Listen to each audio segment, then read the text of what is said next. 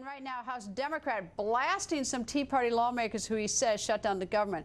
Democratic Representative Steve Cohen making this comment while talking about the shutdown battle. We take an oath to support the country against all enemies, foreign and domestic, and these are the domestic enemies. Dana Loesch, host of The Dana Show, joins us. Nice to see you, Dana. What do you think? Domestic enemies. We have name calling. Yeah, thanks for having me back, Greta. It's just unfortunate. I think that I can agree with Representative Cohen that we perhaps have a different means to get about to the same ends, but the name calling and the incendiary rhetoric that they always say that the Tea Party participates in, they're the only people I see engaging in it. We've been called anarchists, terrorists, murderers. I mean, what else now? Do you know of, and I'll ask you, the viewers to write in if they know, do you have any instances in which Tea Party members in Congress have said anything, have equally insulting back? Do you remember?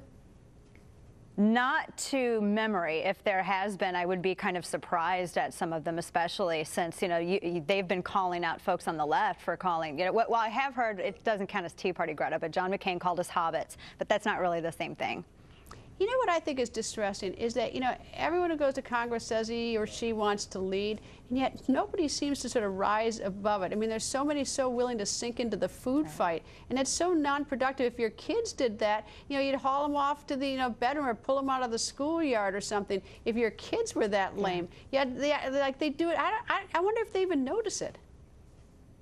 Well, I think that the goal with politics should be, especially from a lot of these newly elected members, should be to try to find common ground and build upon the common ground. I mean, there are people with whom I disagree 99.9% of the time, but that 0.1%, I mean, there's some common ground. We can work on that. We can build on that, and that should ultimately be the focus and the goal. I mean, we're talking about winning hearts and minds, but it's kind of hard to do that when we have this stuff going back and forth.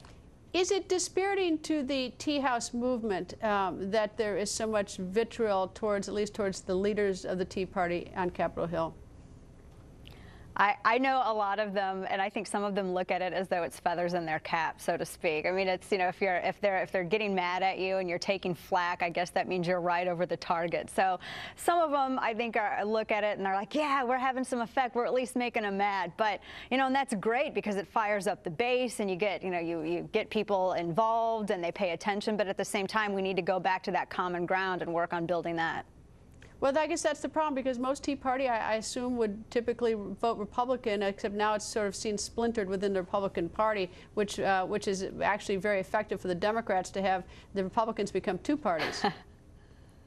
Yeah, well, and the funny thing about the Tea Party is that back in 2010, when all of this was building, there were a lot of former Democrats or people that were Democrat, registered Democrat, decided to call themselves independents and said, you know what, we really believe it's all about limited government. I mean, Tea Party isn't really a Republican thing. I've long thought that it's the unattached conscience of, it should be, of both parties. I mean, anybody who wants limited government and fiscal responsibility, that's where they should be, is in the grassroots movement.